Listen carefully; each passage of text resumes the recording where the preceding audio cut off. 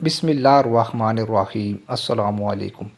حدیث میں آتا ہے کہ نبی کریم صلی اللہ علیہ وآلہ وسلم نے ارشاد فرمایا کہ جب بندے کو دفن کیا جاتا ہے تو دو فرشتے، جن میں سے ایک کا نام منکر اور دوسرے کا نام نکیر ہوگا، اللہ کی طرف سے آتے ہیں۔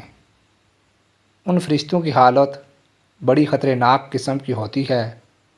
ان کی شکلیں اور صورتیں آدمی دیکھے تو گھبرا جائے۔ کالی رنگت اور آنکھیں نیلی، کس قدر ڈراؤنی شکل ہوگی۔ آواز ان کی بڑی گرجدار ہوتی ہے۔ ہاتھ میں ان کے گز ہوتے ہیں۔ وہ ان کو لے کر آتے ہیں اور آدمی سے سوال کرتے ہیں۔ وہ سوال کیا ہوتا ہے؟ من ربک، تیرا رب کون ہے؟ دوسرا سوال یہ ہوگا، ما دینک، تیرا دین کیا ہے؟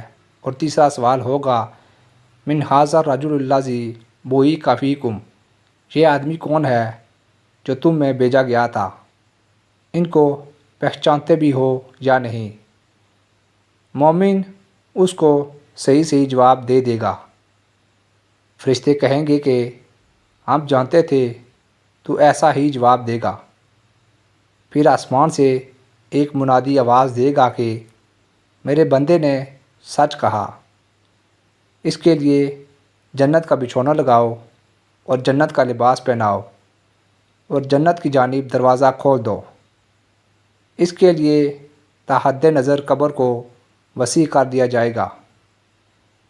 جب اس کے لیے یہ سب انتظامات ہوں گے تو وہ آدمی خوشی میں کہہ اٹھے گا کہ میں اپنے گھر والوں کے پاس جا کر ان کو ان باتوں کی خبر دینا چاہتا ہوں، مگر فرشتے اس سے یہ کہیں گے کہ دولہے یا دلہن کی طرح سو جا، اب تجھے اللہ کے سوا کوئی نہیں جگائے گا۔ اور اگر وہ مرنے والا کافر یا منافق ہوگا تو جواب میں ہائے ہائے کہے گا اور کہے گا کہ میں کچھ نہیں جانتا۔ لوگ جو کہتے تھے میں بھی وہی الٹی سیدھی کہہ دیا کرتا تھا۔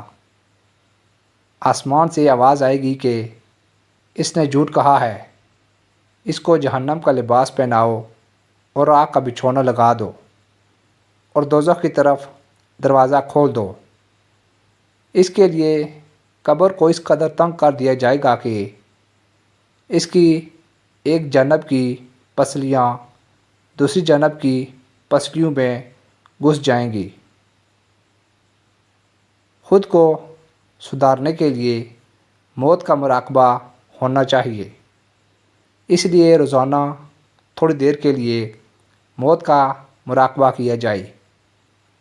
علماء نے لکھا ہے کہ مراقبہ اس طرح کرو کہ تھوڑی دیر کے لیے بیٹھ جاؤ سکون کے ساتھ اور خیال کرو کہ میں مر گیا ہوں، میری روح نکل چکی ہے اور مجھے لٹایا گیا ہے۔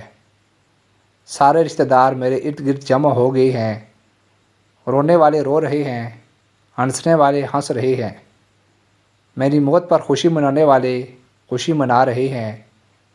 بہت سوں کو دکھ و درد ہو رہا ہے تو وہ چیخ پکار کر رہے ہیں، اور پھر مجھے نہلانے کے لیے لے جایا جا رہا ہے۔ میرے کپڑے اتارے جا رہے ہیں، کفن پہنایا جا رہا ہے، جنازے کی نماز پڑھی جا رہی ہے، میرا جنازہ اٹھا کر لوگ مجھے قبرستان لے جا رہے ہیں۔ پھر مجھے تنِ تنہا اندھیری قبر میں اتار کر واپس چلے جا رہے ہیں۔ پھر قبر میں سوال ہو رہا ہے، پھر اللہ کے حضور میں پیشی ہو رہی ہے، حساب و کتاب ہو رہا ہے، وغیرہ وغیرہ۔ ان چیزوں کا مراقبہ آدمی روزانہ کرے یا کم از کم 2-4 دن کے بعد کرتا رہے، مگر بہت سارے لوگ موت کا مراقبہ کرنے سے ڈرتے ہیں۔ موت کے مراقبے سے کیا ڈر ہے؟